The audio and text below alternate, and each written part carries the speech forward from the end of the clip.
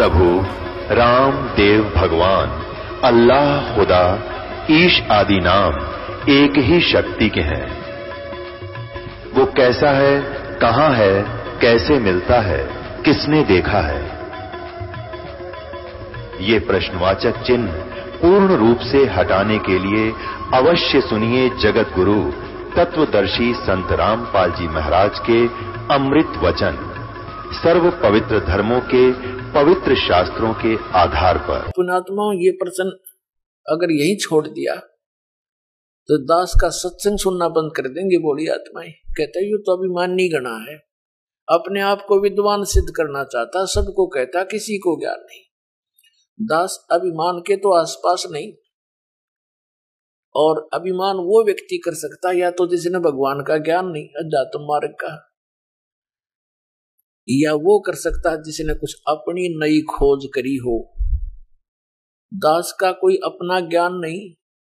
सदग्रंथों में जो गूढ़ रहस्य आज तक ये नकली ऋषि महर्षि और ब्रह्मा विष्णु महेश तक नहीं समझ सके, उन गूढ़ रहस्यों को रूबरू किया है, समझा है, अच्छी तरह आपके पास लाया।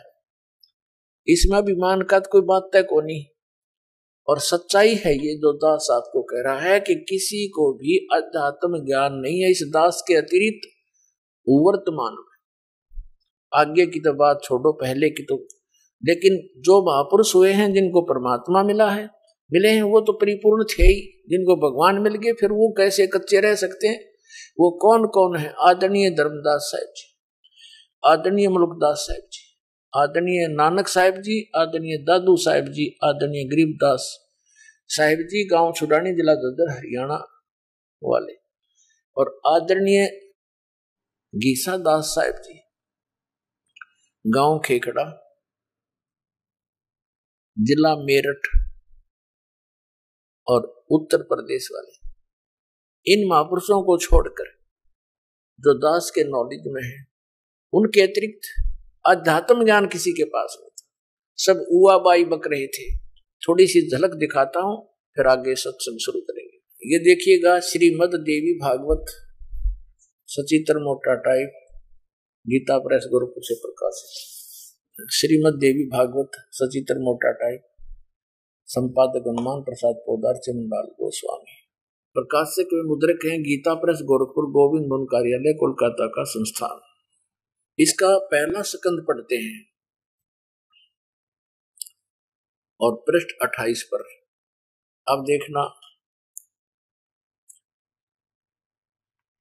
एक समय नारद जी और व्यास जी का संवाद हुआ।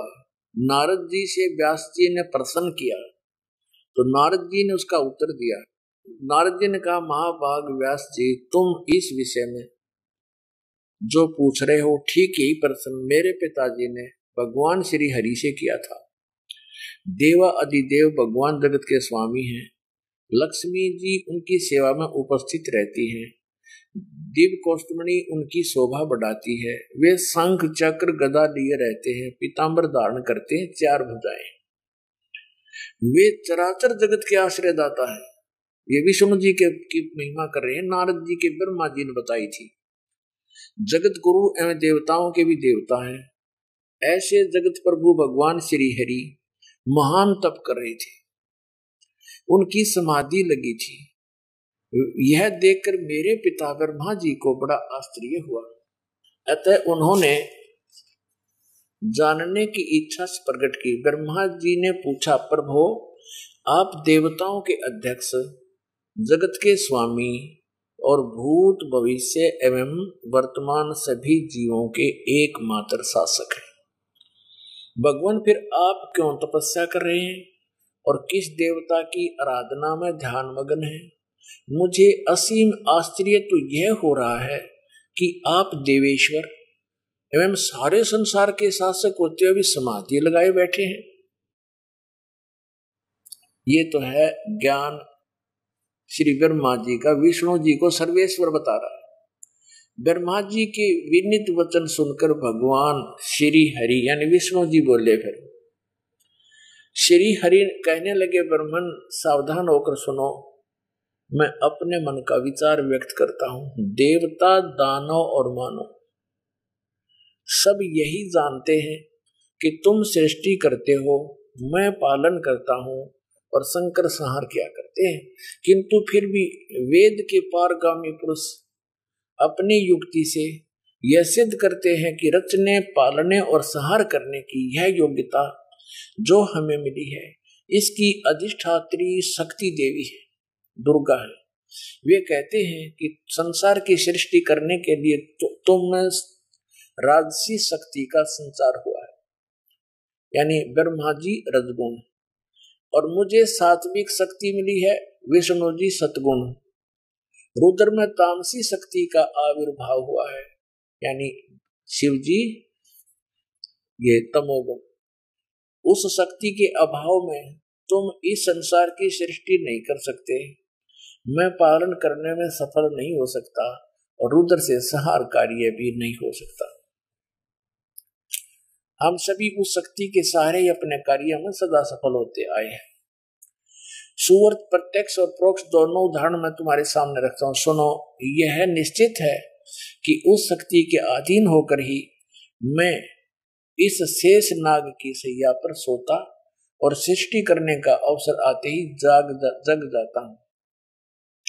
मैं सदा तप करने में लगा रहता हूं और उस शक्ति के शासन से कभी मुक्त नहीं रह सकता। कभी अवसर मिला तो लक्ष्मी के साथ सुखपूर्वक समय बिताने का सौभाग्य प्राप्त होता है। मैं कभी तो दानों के साथ युद्ध करता रहता हूँ। अखिल जगत को भय पहुंचाने वाले दैत्यों के विकराल शरीरों को शांत करना मेरा परम कर्तव्य हो जाता है। और देखो यहाँ कमाल कर दिया, अपने आध्यात्मिक नॉलेज में तोड़ पाड़ दिया।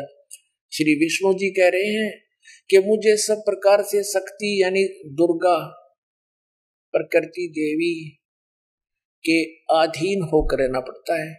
उन्हीं भगवती शक्ति का मैं निरंतर ध्यान किया करता हूँ। ब्रह्मा जी मेरी जानकारी में, मेरे आध्यात्मिक ज्ञान में, स्पिरिचुअल नॉलेज के आधार से विष्णु जी कह रहे हैं, ब्रह्मा जी मेरी जानकारी में इन भगवती शक्ति से बढ़कर दूसरे कोई देवता नहीं। अब आ गया अंत श्री ब्रह्मा और श्री विष्णु जी के अध्यात्म ज्ञान का। ब्रह्मा जी तो विष्णु जी को सर्वेश्वर बता रहे हैं, सब देवों के मालिक, सारे जगत के स्वामी, आश्रयदाता, और ये कह रहे हैं कि मैं तो दुर्गा के अधीन रहता हूँ, उसी का तप करता हूँ, उसी का ध्यान करता हूँ, उसी की पूजा करता हूँ।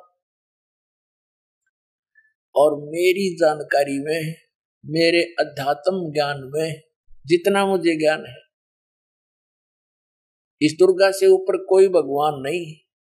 ये आ गया अंत श्री विष्णु जी के अध्यात्म ज्ञान का।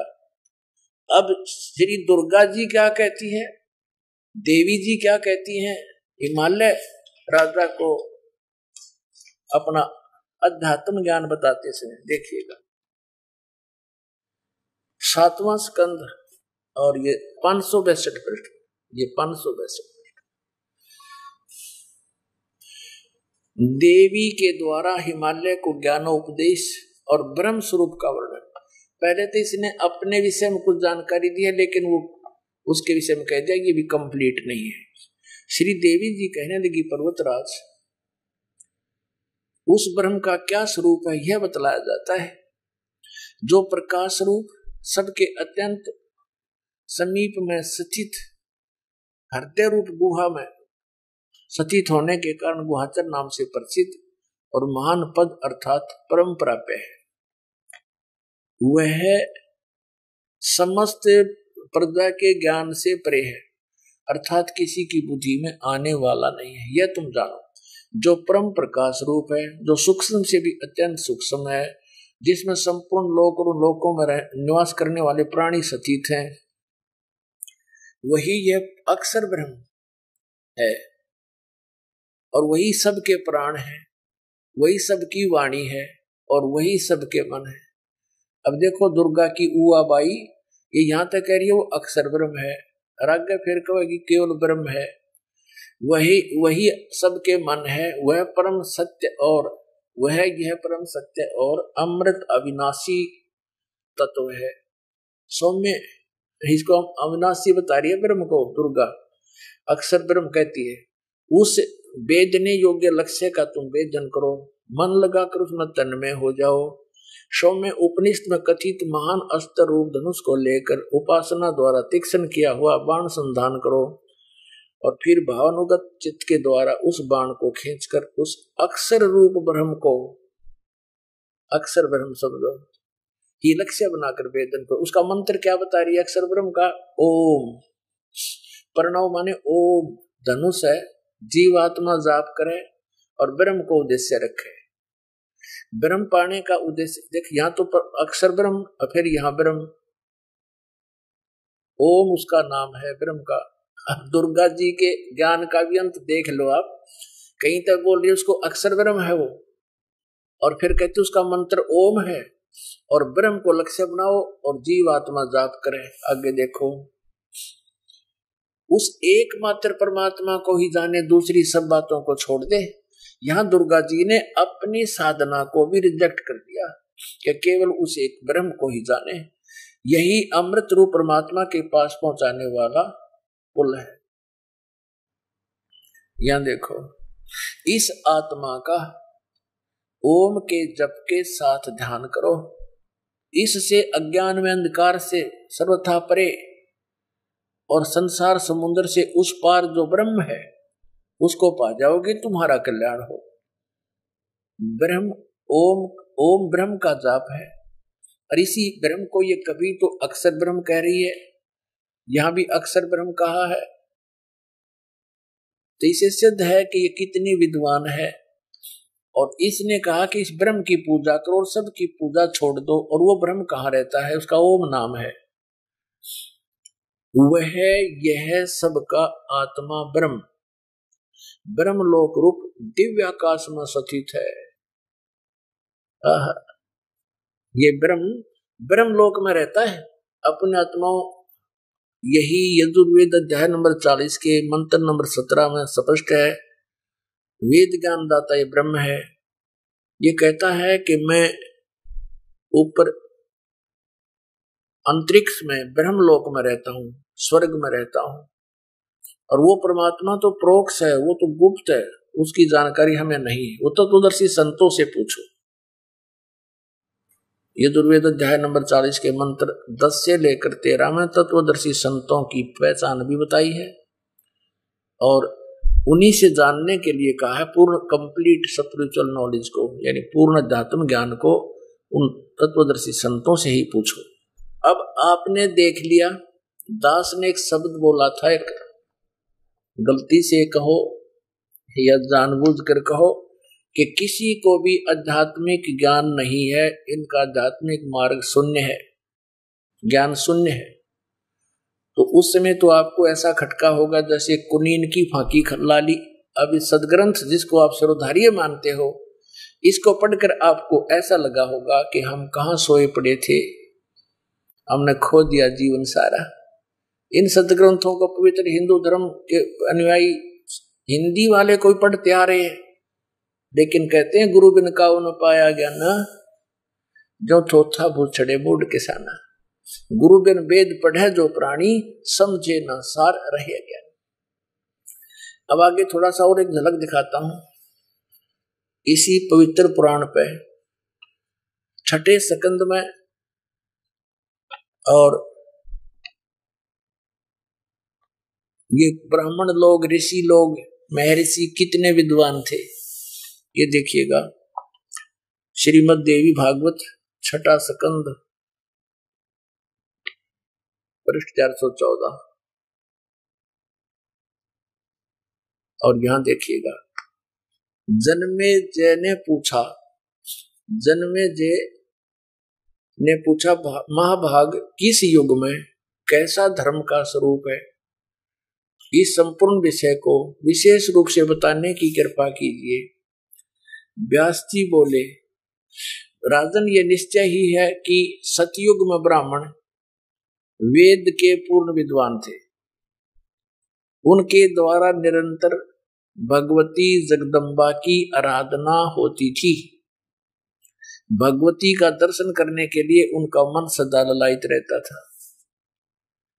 प्रत्येक गांव में शक्ति मंदिर का उद्घाटन हो, यानी दुर्गा का मंदिर हो, इस विषय की उनके मन में बड़ी उत्सुकता थी। अब देखिए क्या कहा व्यास जी ने कि सतयुग के ब्राह्मण ऋषि महर्षि जिनको कहते हैं, ये वेद के पूर्ण विद्वान थे और दुर्गा की पूजा करते थे। ये खाक विद्वान थे वेद के। वेद में कहीं लिखा है दुर्गा की पूजा के विषय में? और अभी आपने पढ़ा इसी पवित्र देवी पुराण के 7वें स्कंद में और 562 पृष्ठ पे हिमालय को ज्ञान देते समय दुर्गा खुद कह रही है कि मेरी पूजा भी त्याग दो, केवल एक ब्रह्म की पूजा करो, जैसा इसने नॉलेज है। और कहा उसका ओम नाम है, ओम नाम का जाप करो, ब्रह्म प्राप्ति उद्देश्य रखो, इससे तुम्हारा कल्याण होगा और तुम उसको प्राप्त कर जाओगे जो ब्रह्म लोक में रहता है।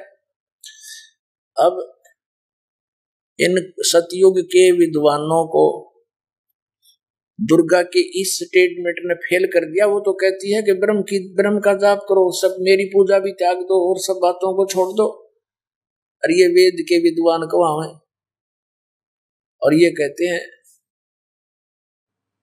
कि वो दुर्गा की पूजा कराया करते। बताओ, ये है इनका अध्यात्म ज्ञान। अब देखिएगा हम पढ़ रहे हैं, ये 6वां स्कंद आपको दिखाया, फिर देख लीजिए एक बार। 414 पृष्ठ है। जन्मेजय ने पूछा, महाभाग किस युग में कैसा धर्म का स्वरूप है? इस संपूर्ण विषय को विशेष रूप से बताने की कृपा कीजिए। व्यास जी बोले,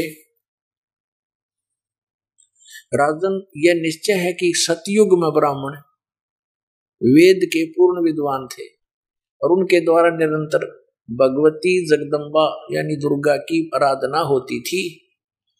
भगवती का दर्शन करने के लिए उनका मन सदा ललायित रहता था और प्रत्येक गांव में शक्ति मंदिर का उद्घाटन हो, इस विषय की उनके मन में बड़ी उत्सुकता थी।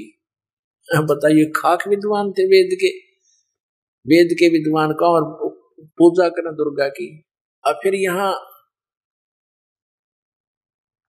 व्यास जी बता रहे हैं कि धर्म की यही स्थिति त्रेता में भी रही, परंतु कुछ ह्रास हो गया। सतयुग की जो स्थिति थी वह द्वापर में विशेष रूप से कम हो गई। राजन, उन प्राचीन युगों में सतयुग त्रेता द्वापर में जो राक्षस समझे जाते थे वे कलयुग में ब्राह्मण माने जाते हैं।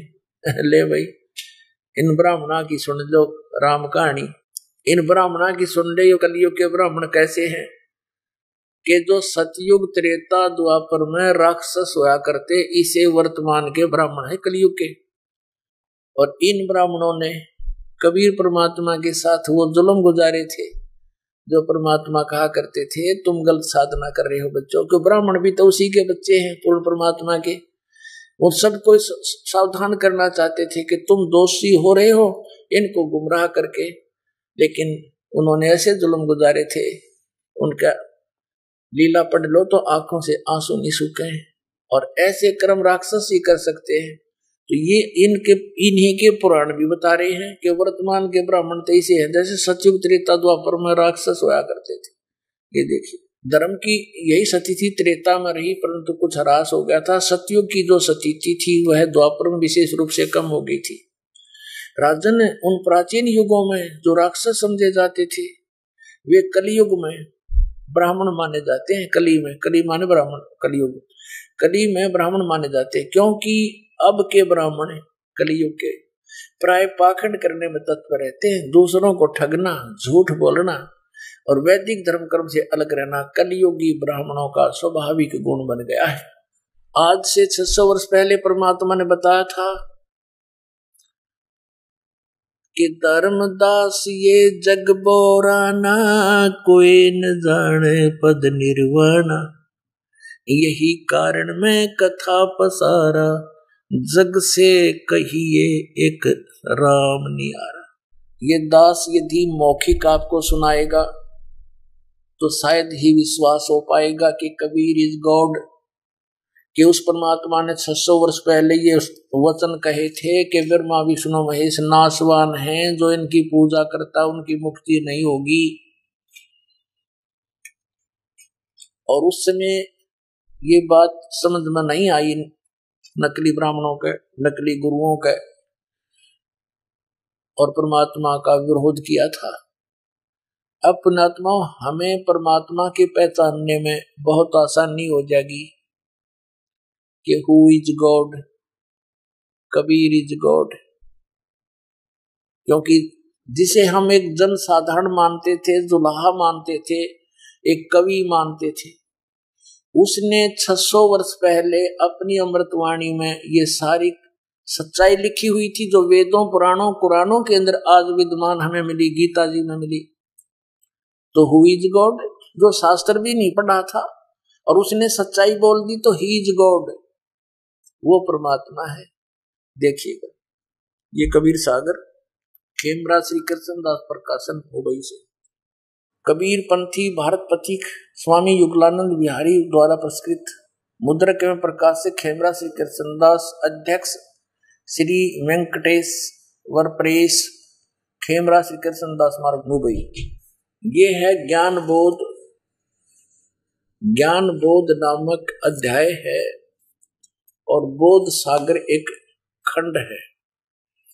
इसके 21 पृष्ठ पे हम आपको सुनाते हैं। परमात्मा ने कहा, धर्मदास ये जग पौराना, कोई न जाने पद निर्वाणा।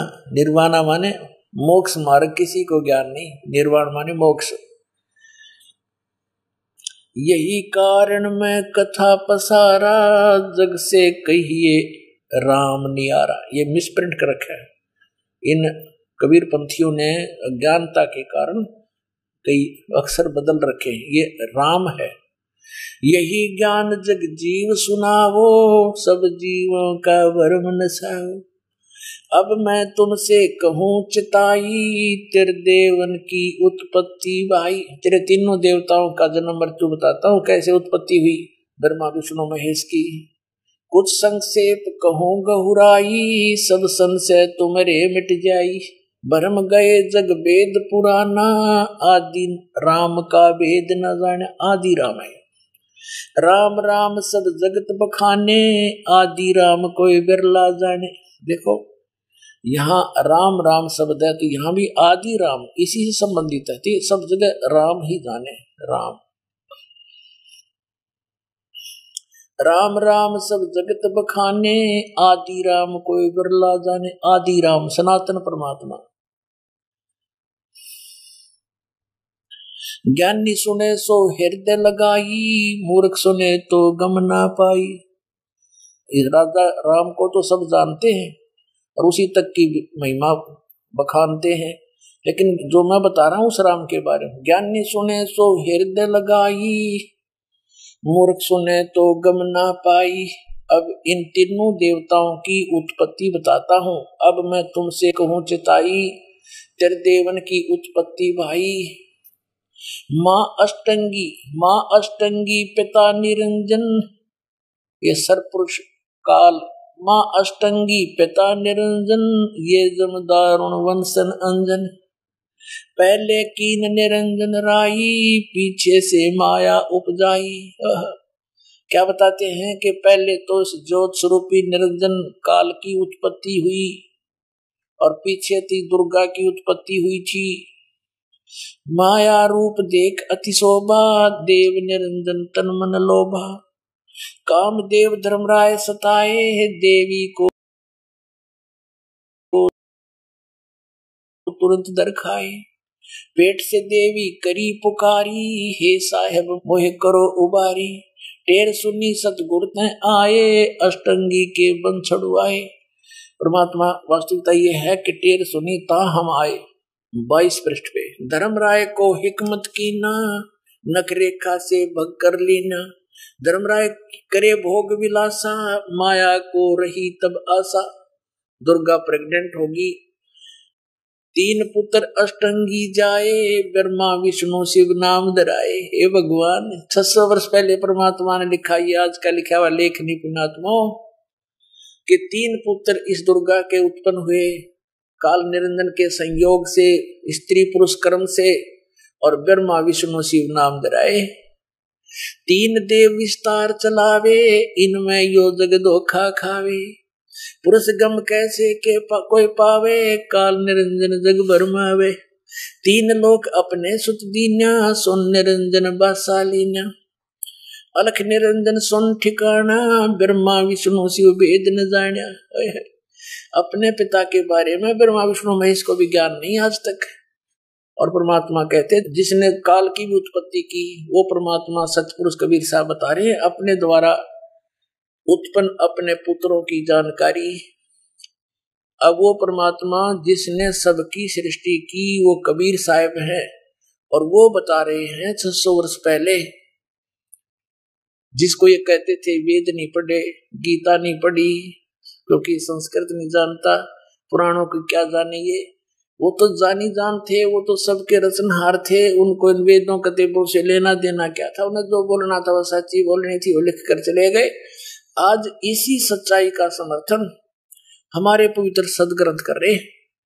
इससे सिद्ध हो रहा है कि कबीर इज गॉड, वो कबीर सृजनहार है, हमारा सबका क्रिएटर है। अब देखिएगा, 3 देव सो उसको धावे, निरंजन का वो पार ना पावे। अलख निरंजन बड़ा बटपारा, बटपारा माने ठग है ये, धोखा देने वाला। 3 लोक जीव कीन आहारा, ब्रह्मा विष्णु शिव नहीं बचाए, सकल खाए पुन दूर उड़ाए। तिनके सुत हैं तीनों देवा, अंदर जीव करते हैं सेवा। अब दे तोड़ पाड़ दिया परमात्मा ने, कमाल कर दिया कि इन दुर्गा और काल के सुत हैं, पुत्र हैं ये 3 देवता, ब्रह्मा विष्णु और शिव। और अंधर जीव, तत्व ज्ञानहीन प्राणी अंधे, तत्व ज्ञान नेत्रहीन अंधे यानी ज्ञानहीन, इन्हीं की पूजा करते हैं। सेवा माने पूजा। तिनके सुत हैं तीनों देवा, अंदर जीव करते हैं सेवा, अंधे इनकी पूजा करते हैं। अकाल पुरुष का हूँ नहीं चीन्या, काल पाए सभी गैलीन्या। ऐसा राम सकल जग जाने, आज राम को ना पहचाने। तीनों देव और असुर अवतारा, ताको भजे सकल संसारा। तीनों गुण का ये विस्तारा, धर्मदास मैं कहूँ पुकारा। गुण तीनों की भक्ति में, भूल पड़ो संसारी। कहे कबीर निज नाम बिन, कैसे उतरो पार। पुण्यात्मा, ये तो आप जी ने परमेश्वर कबीर जी द्वारा लगभग 600 वर्ष पहले बोला यथार्थ ज्ञान उस पवित्र कबीर सागर के अंदर पढ़ा, जो आदरणीय धर्मदास जी ने लिपिबद्ध किया था। अब हम ये देखना चाहेंगे कि यदि ये वचन, यही जानकारी हमारे पवित्र सदग्रंथ पुराणों में मिल जाती है, तो फिर हु इज गॉड, कौन है भगवान और कौन है विद्वान? कबीर इज गॉड और कबीर ही है विद्वान। अब दिखाते हैं आपको। ब्रह्मा विष्णु शिव की उत्पत्ति की थोड़ी सी झलक दिखाते हैं। और ये तीनों नासवान हैं, ये भी दिखाते हैं। ये देखिएगा, श्रीमद् देवी भागवत और गीता प्रेस गोरखपुर से प्रकाशित है। संपादक हनुमान प्रसाद पोदार, चिमनलाल गोस्वामी। प्रकाशक के मुद्रक है गीता प्रेस गोरखपुर, गोविंद भवन कार्यालय कोलकाता का संस्थान। ये इनके फोन और फैक्स नंबर है। इसके 123 पृष्ठ पर हम आते हैं। तीसरा स्कंद है और ये चौथा अध्याय चल रहा है 123 पृष्ठ पे। भगवान विष्णु जी अपनी माता दुर्गा की स्तुति कर रहे हैं। तुम शुद्ध स्वरूपा हो, ये सारा संसार तुम इसे उद्भासित हो रहा है। मैं ब्रह्मा और शंकर, हम सभी तुम्हारी कृपा से विद्यमान हैं। हमारा आविर्भाव और तिरोभाव हुआ करता है। केवल तुम ही नित्य हो, जगत जननी हो, प्रकृति और सनातनी देवी हो। स्पष्ट हो गया। विष्णु जी कह रहे हैं मैं ब्रह्मा और शंकर, हमारा तो आविर्भाव माने जन्म और तिरोभाव माने मृत्यु हुआ करता है। केवल तुम ही नित्य हो, जगत जननी हो। ये भी प्रकृति भी दुर्गा को कहते हैं, ये भी ध्यान रखना, आपको गीता जी में काम आओगे। और सनातनी देवी।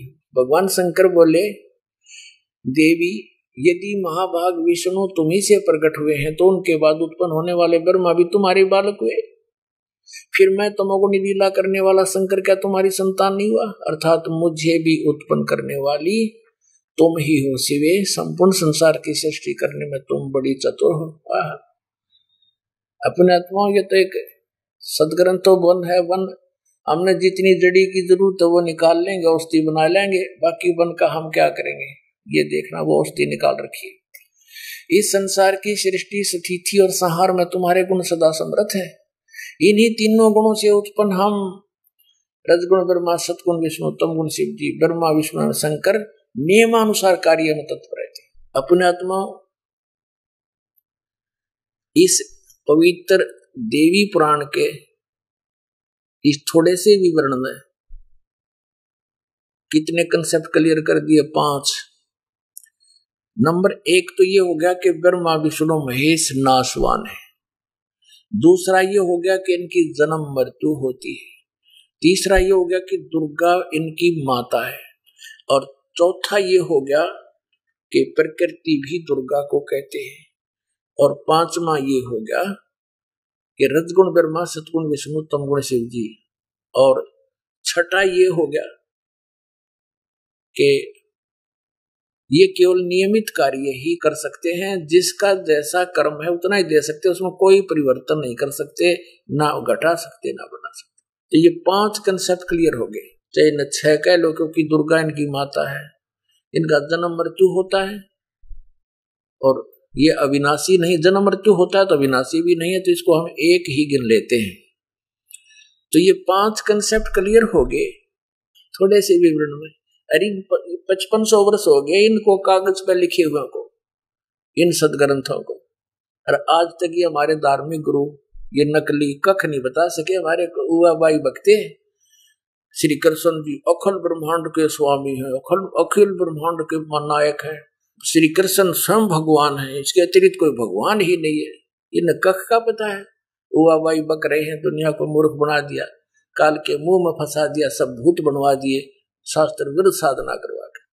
अब और डिटेल दिखाते हैं कि इनका पिता कौन है। माँ का तो बेड़ा पट गया पवित्र दुर्गा पुराण में, देवी पुराण में। अब संक्षिप्त शिव पुराण दिखाते हैं आपको। गीता प्रेस गोरखपुर से प्रकाशित, संपादक हनुमान प्रसाद पोदार, ये वहीं से गीता प्रेस गोरखपुर से प्रकाशित व मुद्रित है।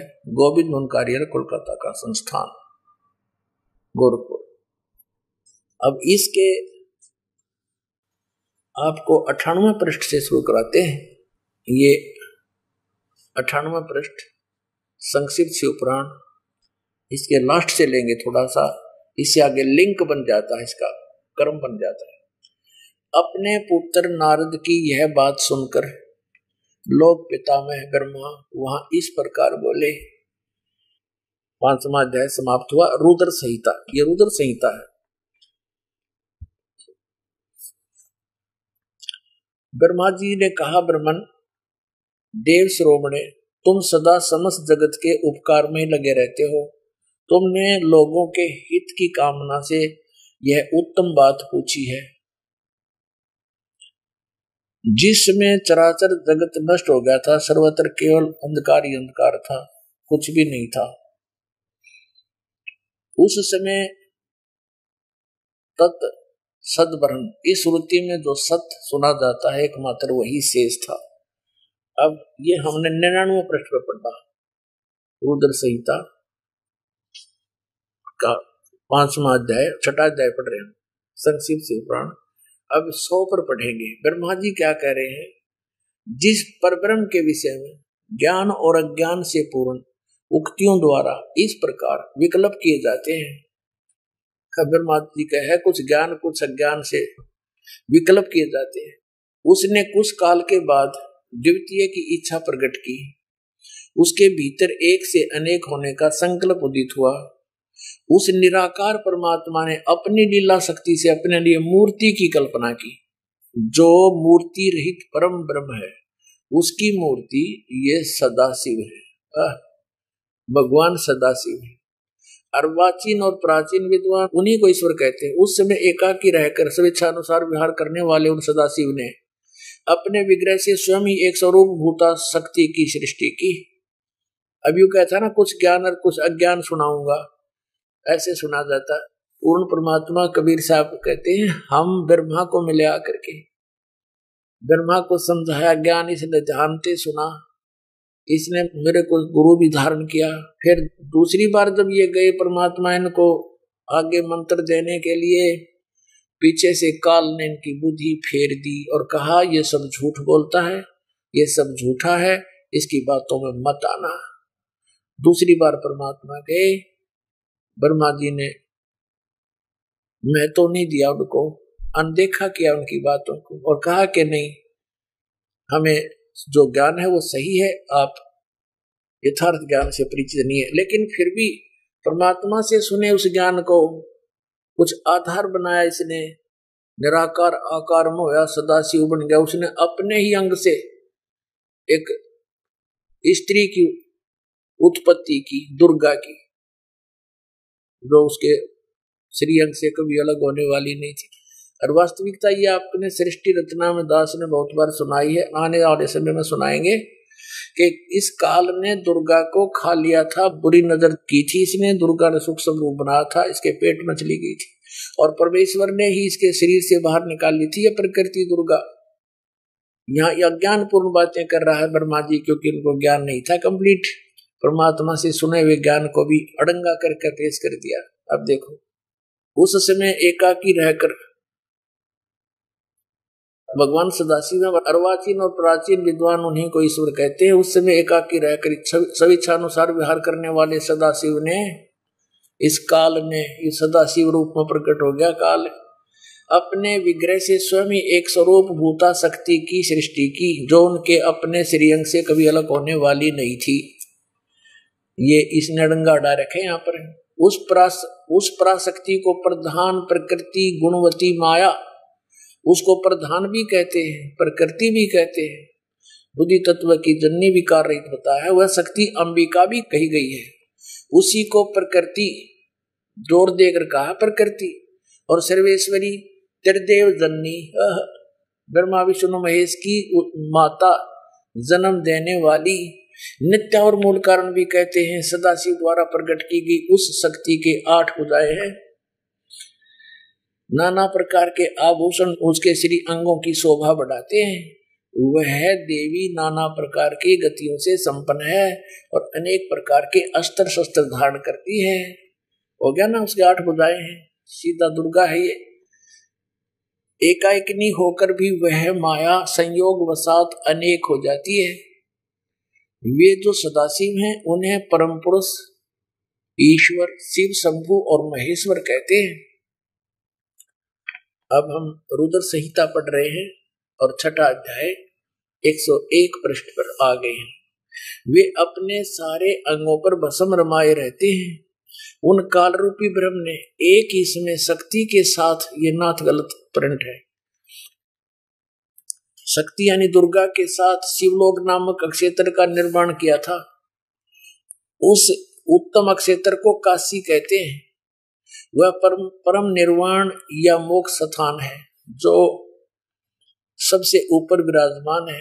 वे प्रिया और प्रियतम रूप शक्ति और शिव, वो पति पत्नी रूप में दुर्गा और ये काल रूपी शिव, या अगर उस काल रूपी ब्रह्म ने, काल रूपी ब्रह्म कहो चाहे सदाशिव कहो, वे प्रिया और प्रियतम शक्ति और शिव जो परमानंद स्वरूप हैं, उस मनोरम अक्षेत्र में काशी में नित्य निवास करते हैं।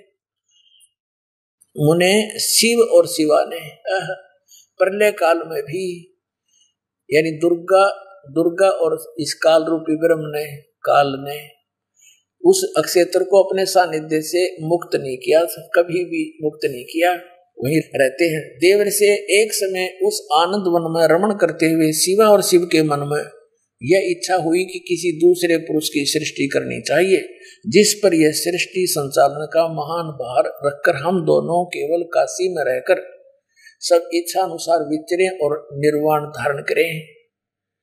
ऐसा निश्चय करके शक्ति सहित सर्वव्यापी परमेश्वर शिव ने अपने वाम भाग के 10वें अंग पर अमृत मल दिया। फिर तो वहां से एक पुरुष प्रकट हुआ।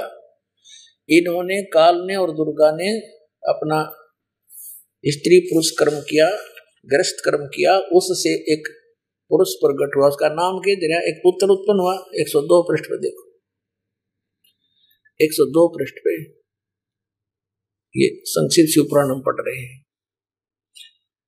शिव ने कहा, जो बच्चा उत्पन्न हुआ उसको, उसके बारे में कहा, वत्स, व्यापक होने के कारण तुम्हारा विष्णु नाम विख्यात हुआ। इति सिद्धम के दुर्गा और काल के संयोग से, पति पत्नी व्यवहार से विष्णु की उत्पत्ति हुई। अब सिद्ध हो गया विष्णु की माता दुर्गा और पिता ये सदाशिव काल रूपी ब्रह्म, ये काल है ज्योति निरंजन। अब ब्रह्मा के माता पिता, नेक्स्ट ये तो छठा अध्याय समाप्त हुआ। देखिए अब ये हमने पढ़ा, तेरा विष्णु नाम विख्यात हुआ, छठा अध्याय समाप्त हुआ। 7वें अध्याय में रुद्र संहिता और पृष्ठ नंबर 103 पे अब ब्रह्मा जी कहते हैं देवर से, तत्पश्चात कल्याणकारी परमेश्वर सांब सदाशिव ने, इस काल ने पूर्ववत प्रयत्न करके, जैसे विष्णु उत्पन्न किया था दुर्गा से संयोग से, अपने दाहिने अंग से मुझे उत्पन्न किया। अपने आत्मा। अब यहां ये अनुवाद करता शर्मा गया कि शिव से शिव की उत्पत्ति कैसे लिखूं, तो यहां तक टाड़ मटोड़ कर गया। परमात्मा कहते हैं, चोर चोरावे तुमड़ी गड्ढे पानी में, वो गड्ढे हुआ ऊपर आवा, सच्चाई छनी ना। किसी चोर ने किसी दूसरे का तुम्बा चुरा लिया सूखा,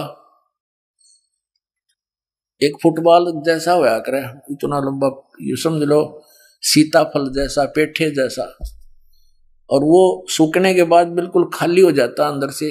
साधु लोग उसको एक तारा भी बनाते थे, उसमें जल भी रखते थे, और वो चोर छुपाने के लिए जल में बढ़ गया और वो नीचे छोड़ा है।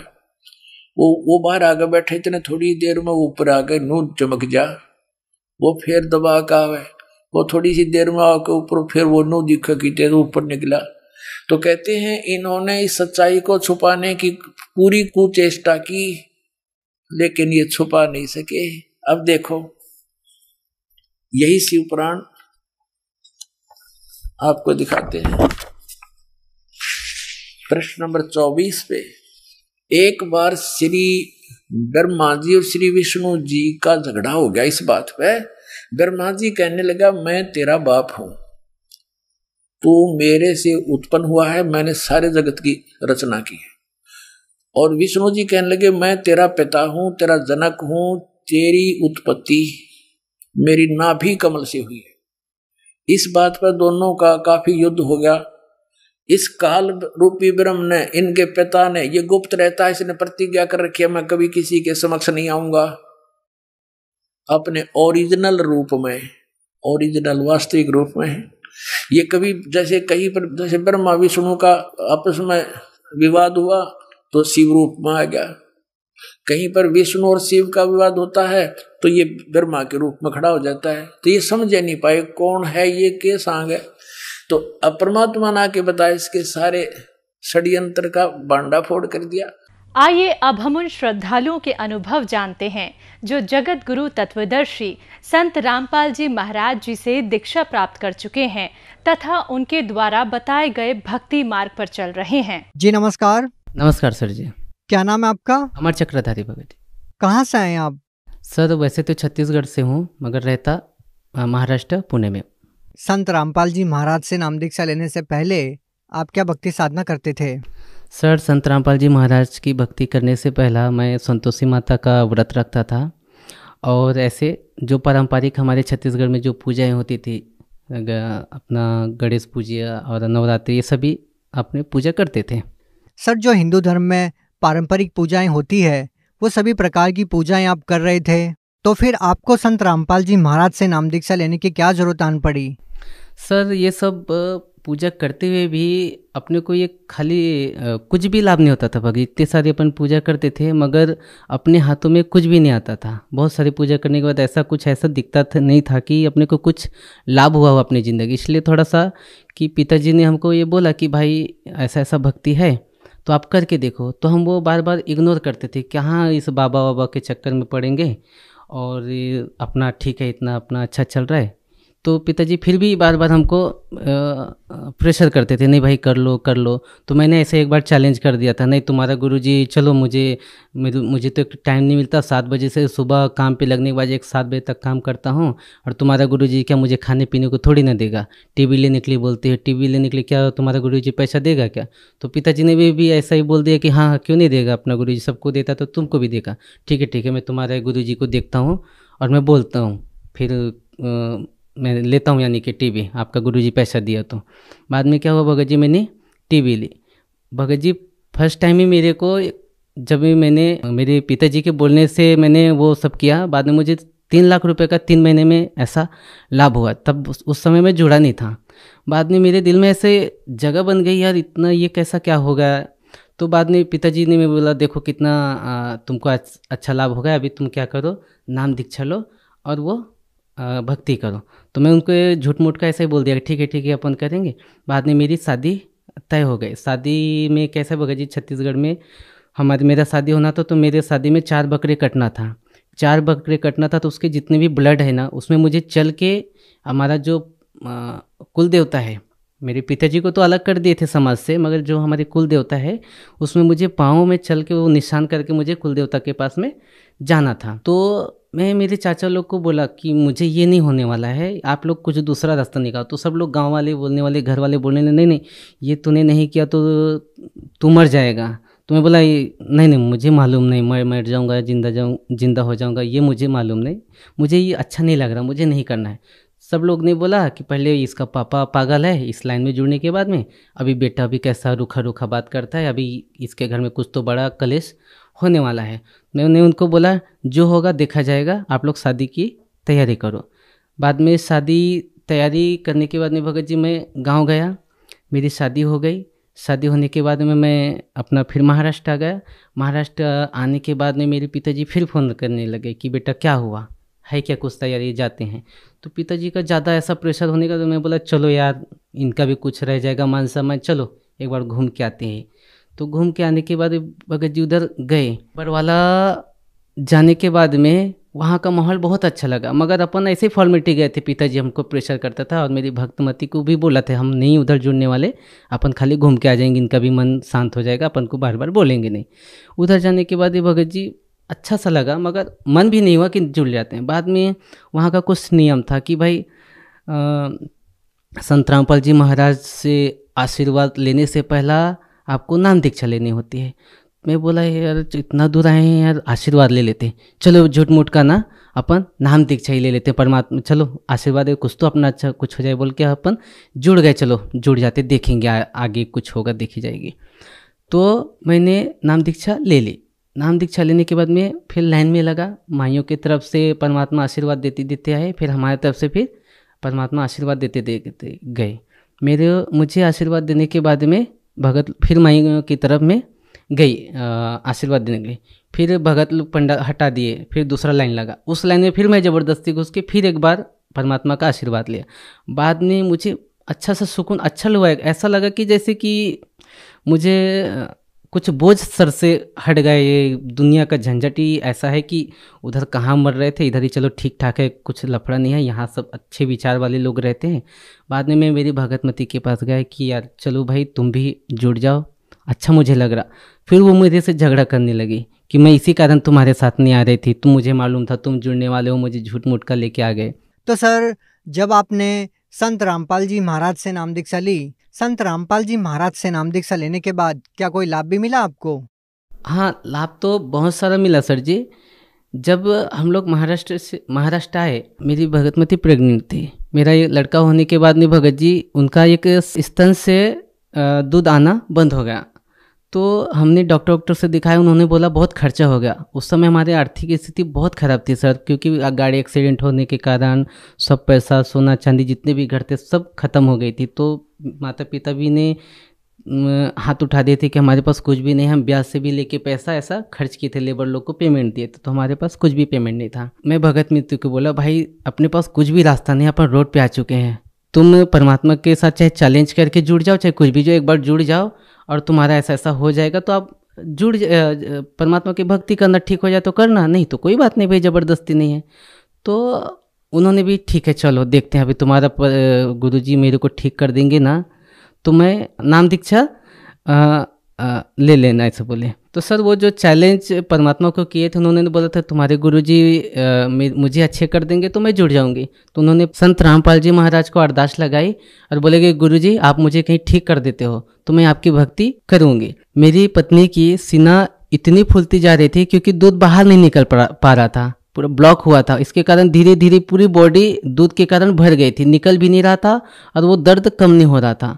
बाद में संत रामपाल जी महाराज को चैलेंज किया कि आप मुझे बिना पैसे के यदि ठीक हो जाता है तो आपके संत रामपाल जी महाराज से मैं नाम दीक्षा ले लूँगी। तो मैं बोला ठीक है, आपके संत रामपाल जी महाराज सब ठीक करेंगे, आप पहले दीक्षा ले लो। उन्होंने अरदास लगाई, भगवान आप मेरी ये प्रॉब्लम है सॉल्व कर दो, हमारे पास पैसा कुछ भी नहीं, हमारी आर्थिक स्थिति खराब है, डॉक्टर भी ऑपरेशन के लिए बोल रहे हमारे पास पैसा भी नहीं, हमारी आर्थिक स्थिति भी बहुत खराब है, आप हमारे ऐसा हमारा प्रॉब्लम सॉल्व हो जाएगा तो मैं आपकी भक्ति करूँगी। तो परमात्मा की ऐसे चमत्कार हुई भगत जी, बिना दवाई के एक 15 से 20 दिनों के अंदर में वो स्वस्थ हो गई। वो फिर फूट के वहाँ से मवाद निकला, फिर धीरे धीरे उसमें हमने मेडिकल में ही जा के एक 20 रुपए का पाउडर होता है वो डाल के ऐसा उसको दवाई लगा के ठीक हो गया। डॉक्टर के पास में गया नहीं कि बड़ा ऑपरेशन का ऐसा कुछ खर्चा ही नहीं आया। फिर संत रामपाल जी महाराज के कारण मेरी धर्मपत्नी की तबीयत ठीक हो जाने के कारण उसको पूर्ण लाभ हुआ।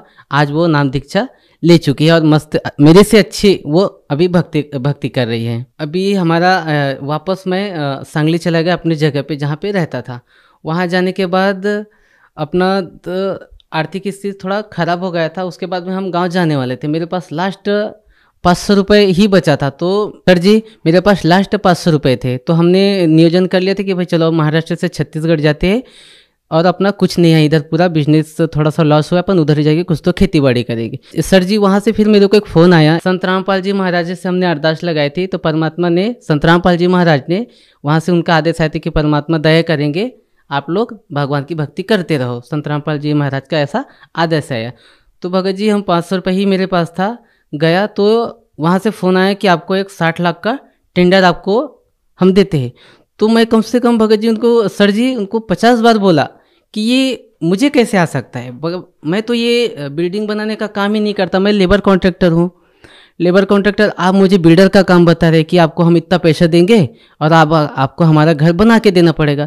तो कम से कम उसको मैं 50 फ़ोन लगाया और बाद में पूरा वेरीफाई किया कि भाई सच में ऐसा है क्या। तो बोले हाँ है। तो बोले नहीं मुझे यकीन नहीं होता। तो मैं वो 500 रुपये लेके उनके पास गया। वो मुझे उसमें नाश्ता भी करना था, पेट्रोल भी डलाना था और 70 किलोमीटर जाके वापस भी आना था, मतलब 150 किलोमीटर आना था।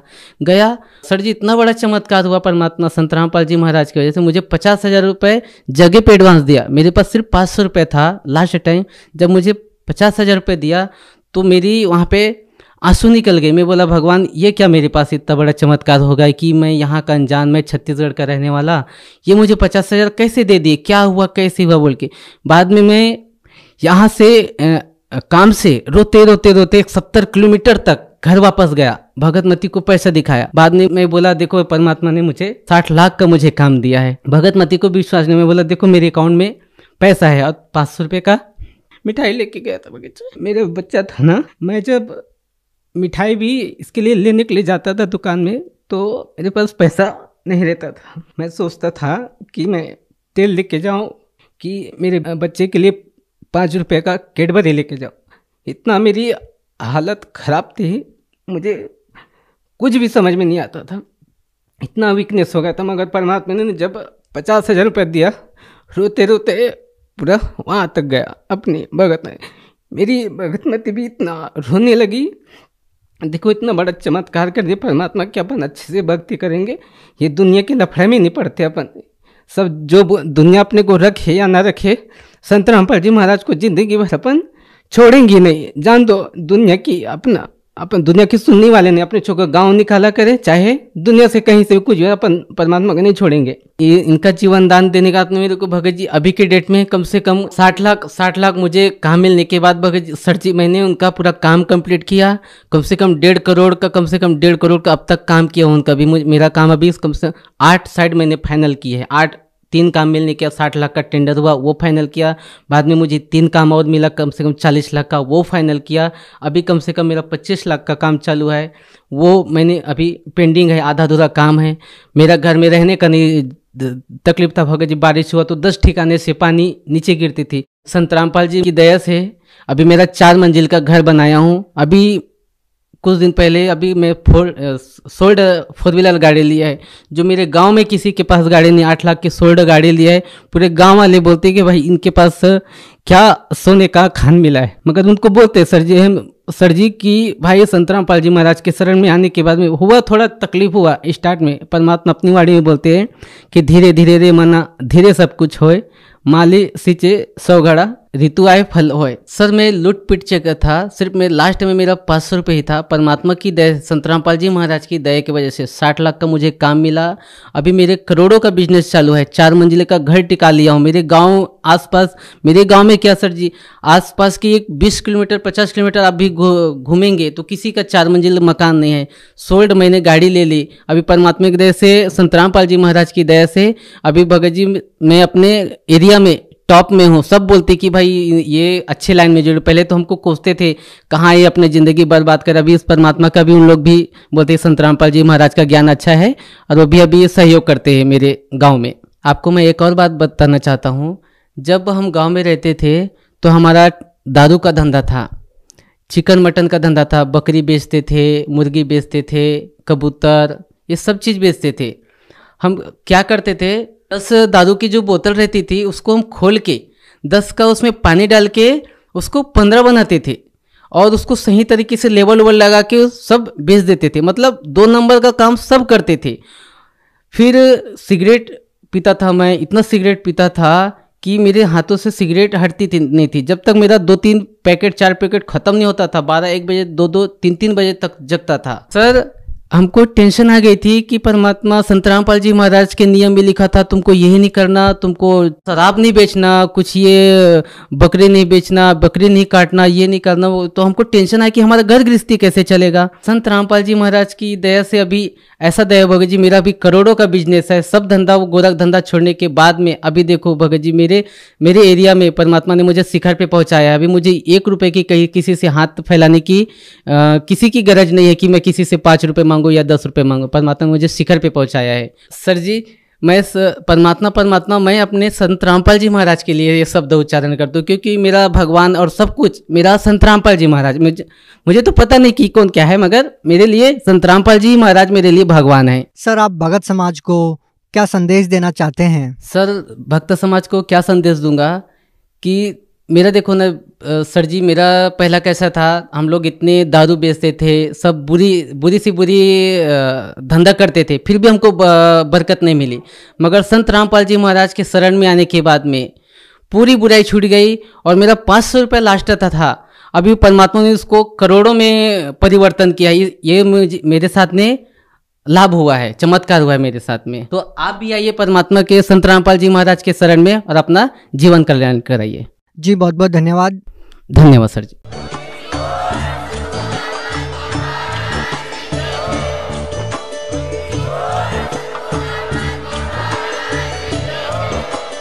आप सुन रहे थे जगत गुरु तत्वदर्शी संत रामपाल जी महाराज जी के मंगल प्रवचन। अधिक जानकारी के लिए विजिट कीजिए हमारी वेबसाइट www.jagatgururampalji.org। संत रामपाल जी महाराज जी के शुभ आशीर्वाद से पूरे विश्व भर में 500 से भी ज्यादा नाम दीक्षा केंद्र हैं, जिन पर संत रामपाल जी महाराज जी द्वारा ऑनलाइन निशुल्क नाम दीक्षा दी जा रही है। अपने नजदीकी नाम दीक्षा केंद्र का पता करने के लिए संपर्क करें 8222880541।